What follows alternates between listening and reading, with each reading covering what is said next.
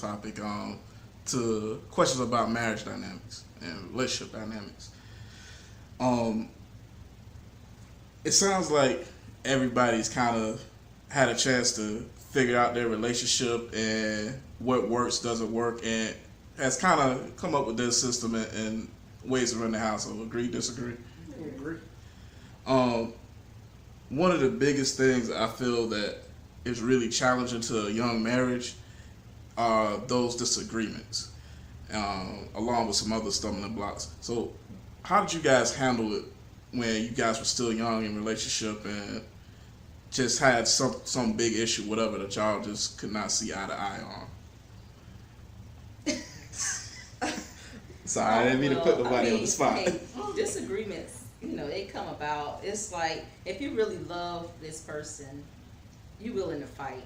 You're willing to go through the disagreements, because it's not going to be just in the beginning. It's going to be, you're going to always have disagreements. It's not going to be, happy-go-lucky all the time. So if you really in this, for the long run, and you love the person, then I believe, you'll just have to go through it to be happy and It's not gonna be. Yeah. I think, and forgive me if I'm mistaken, but pretty sure it's a scripture that says, "Husbands, love your wife like Christ loved the church."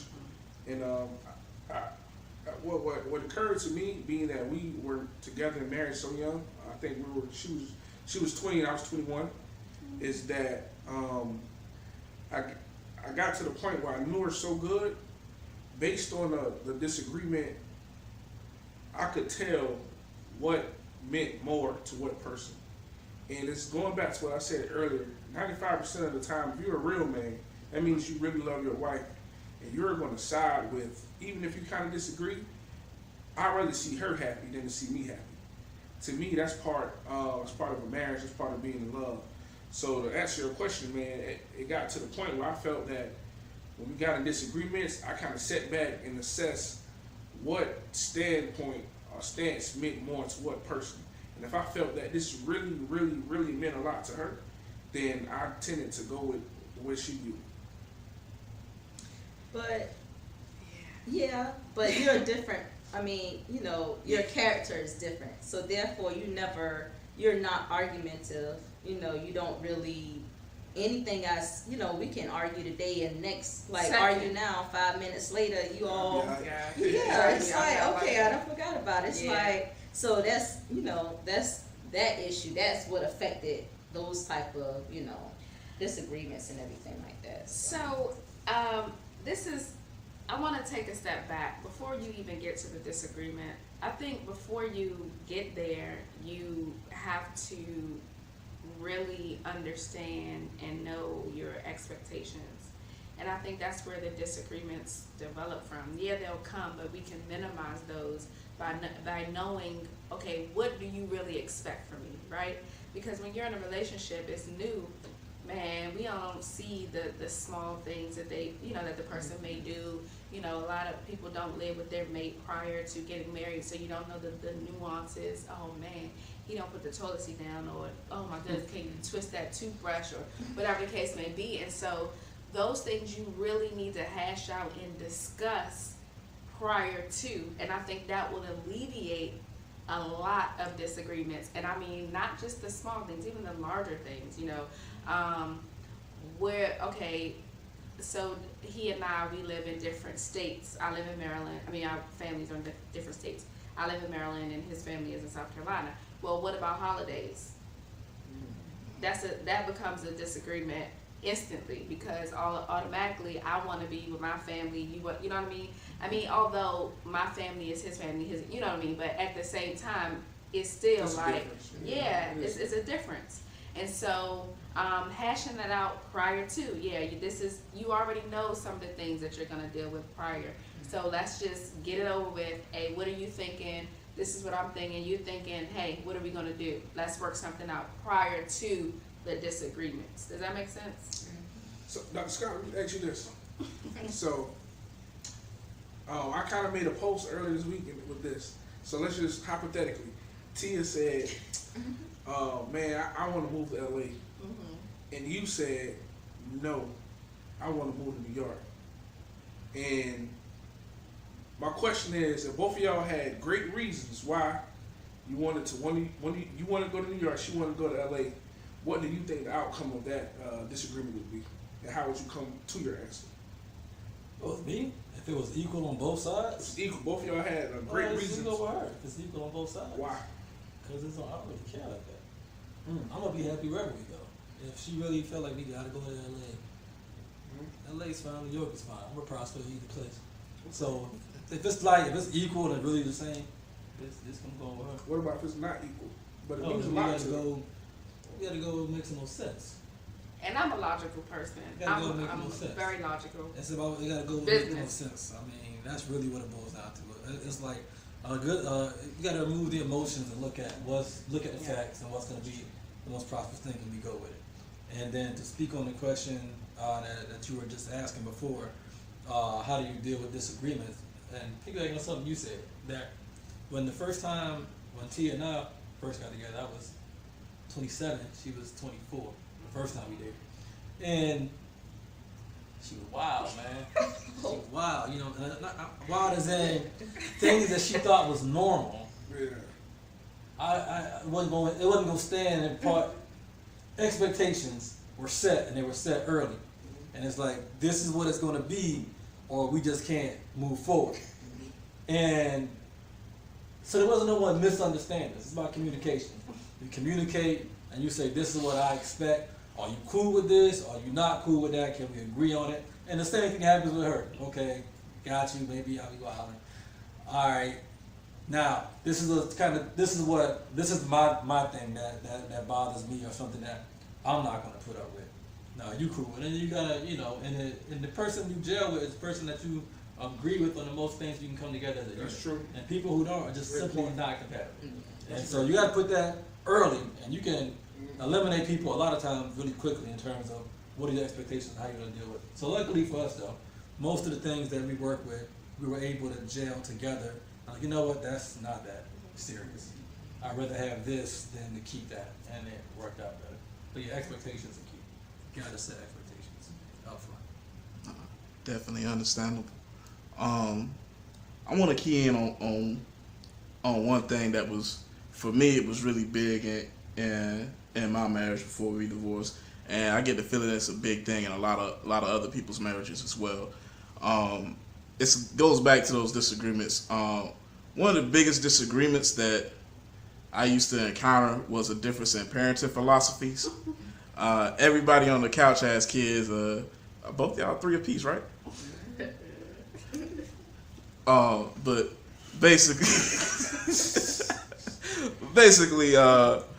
you know, one party wanted to be a little bit more heavy-handed than the other.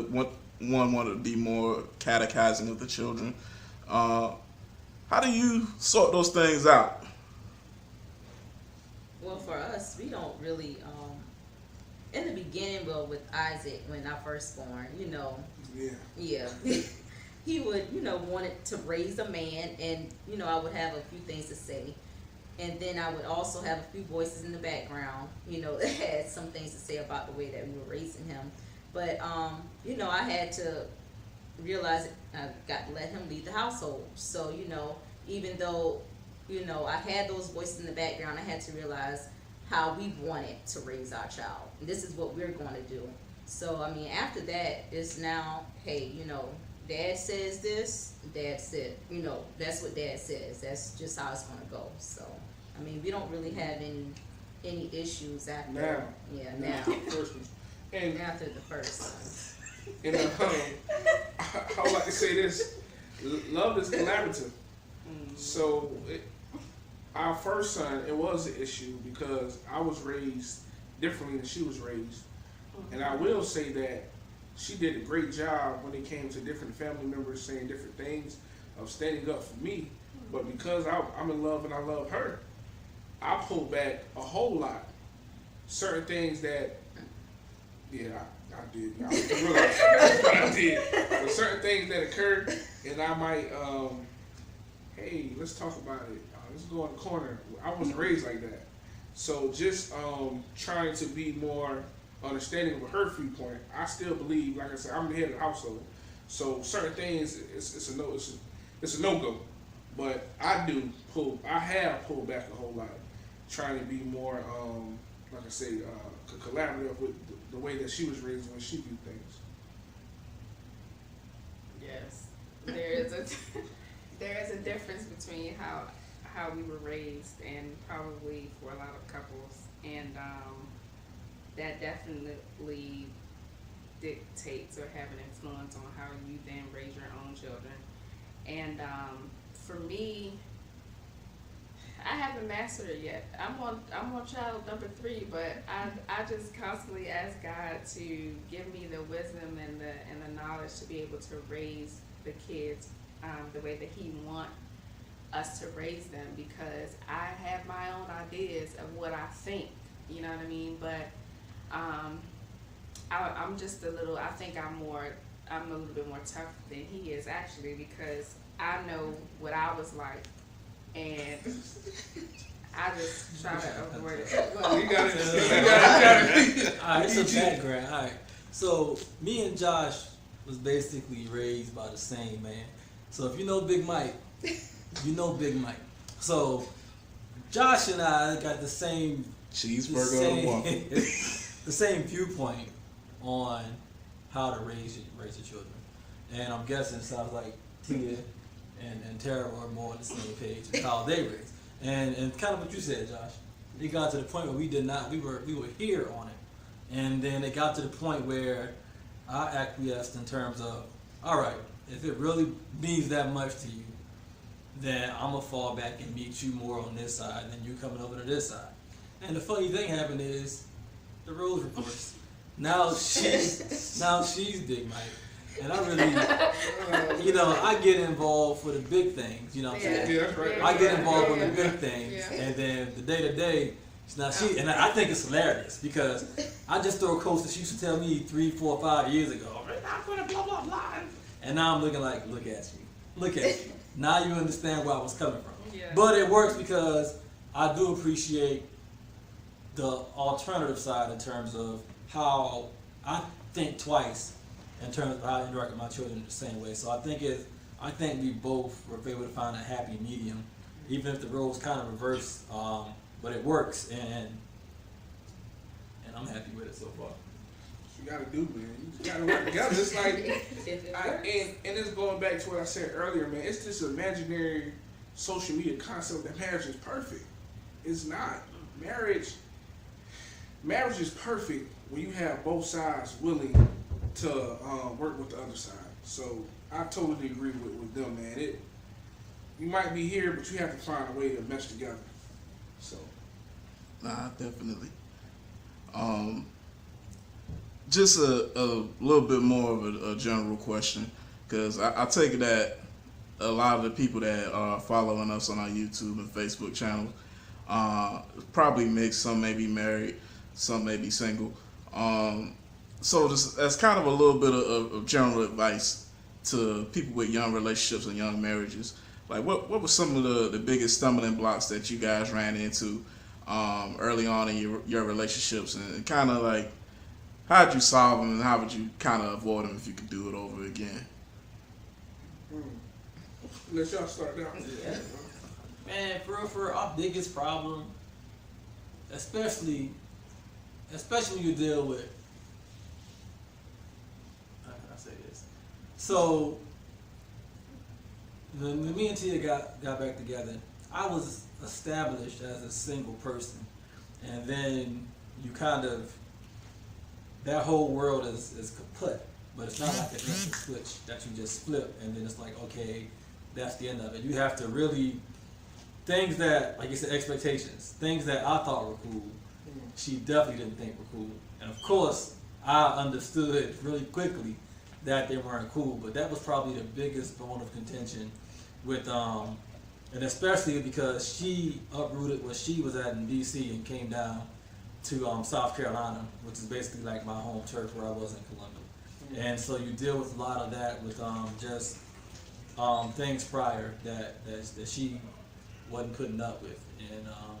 And it was cool, it worked out. We figured all that out before we took the next step and really got serious and knew where the relationship was moving towards. So that was the biggest thing for me on my end, the biggest change I had.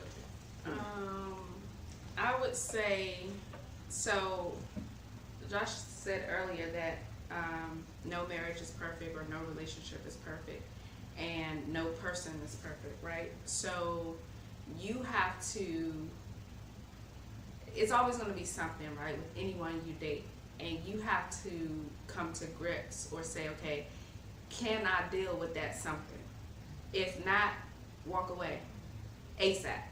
So know that there's always going to be something because no person is perfect. But is that something a deal breaker? Period. That's a great point. Go ahead, Terry.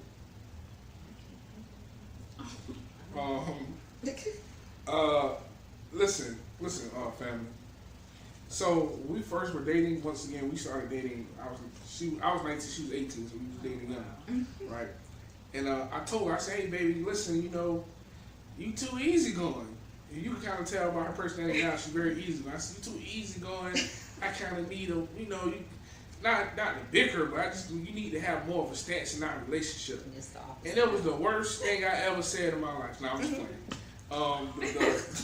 The best advice we got doing marriage counseling was from my pastor. He said this. He said, how do you all expect marriage to be? He said, do you expect it to be 50? He said, do you believe it should be 50-50?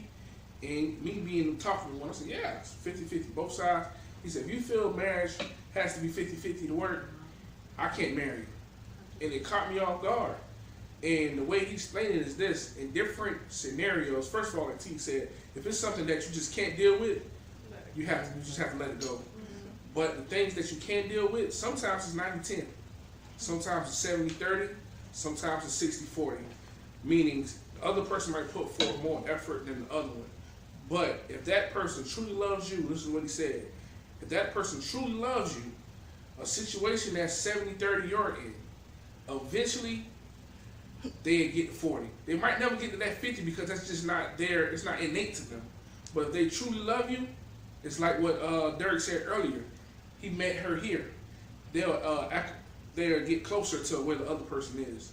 So that's just my viewpoint on that. Tell me pretty lies, look me in the face. Tell me that you love me.